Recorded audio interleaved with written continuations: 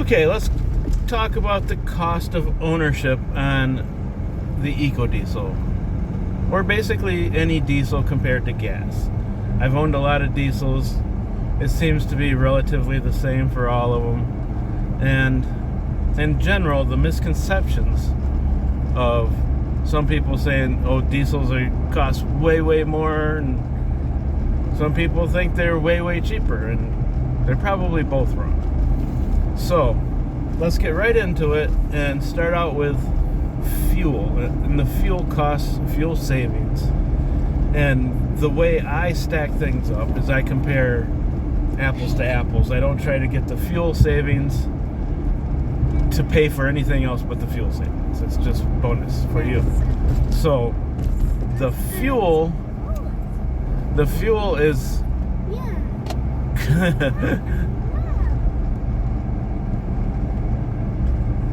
How you done, mister? The boys in the back seat having a good old time. And the fuel savings is going to just be money in your pocket. Let's put it that way. Because you've already spent the big money of buying it. And you can't compare the cost of buying your diesel to your fuel savings and try to come out ahead that way. That's not the way it works.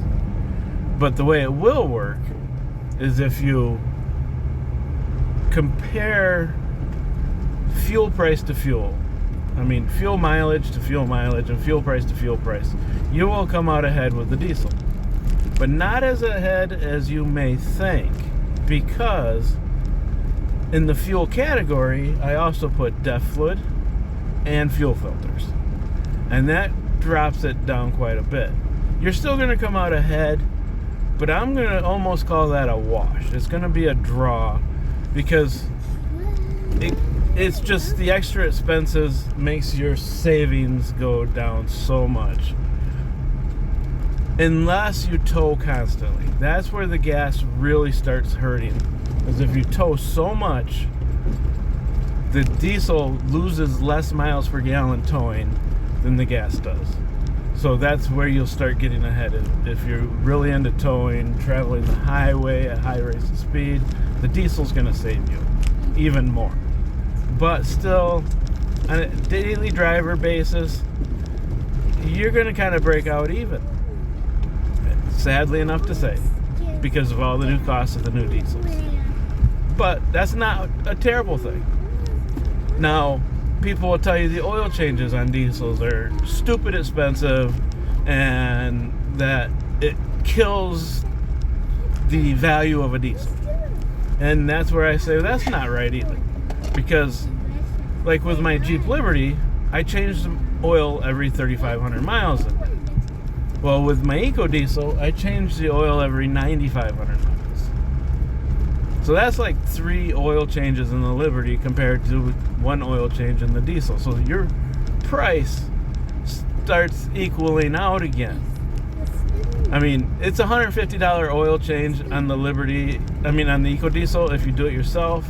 And then the Liberty 3 oil changes is going to be almost $150. So there again is your wash.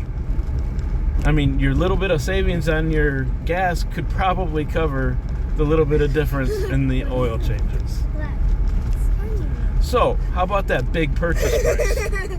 That big purchase price is going to come in when you sell. When you sell the diesel, you get a big price. So, your purchase price goes against your sell price. And that's what nobody thinks of usually when they're talking diesels. They always try to take that purchase price and get that money back through fuel. And that's nearly impossible because fuel's almost a wash already. But when you resell your diesel, that's where you reclaim all that expense. So that's my look on it.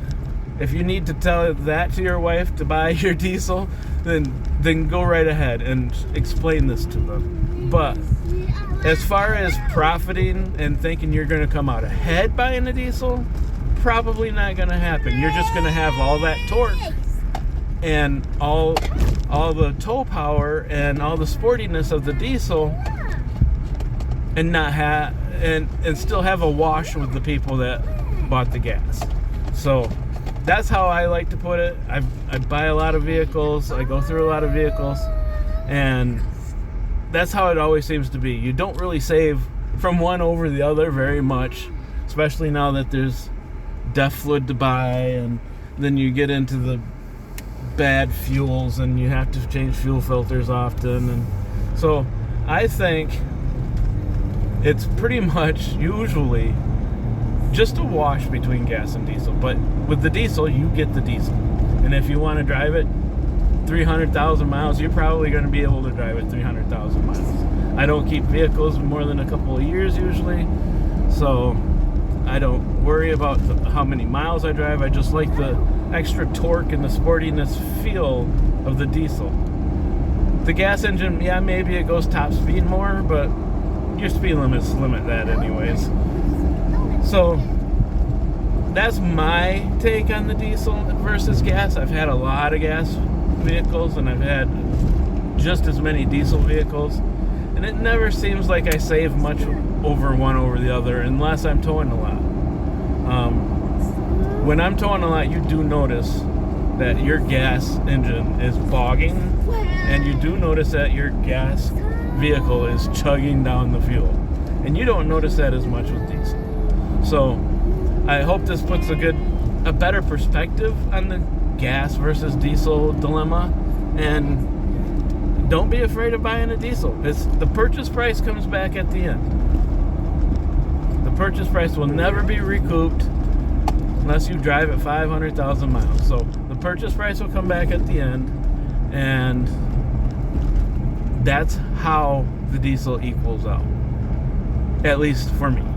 And that's the way I'm always going to explain it and always claim it until it's different, until gas engines get so good of fuel mileage that diesel just can't compete anymore. But so far that hasn't happened. The Seco diesel gets decent fuel mileage no matter what I'm doing with it, and the sportiness and the torque of it just can't be beat. So I'll leave it on a high note. Like, subscribe, share, and we'll talk again. See ya.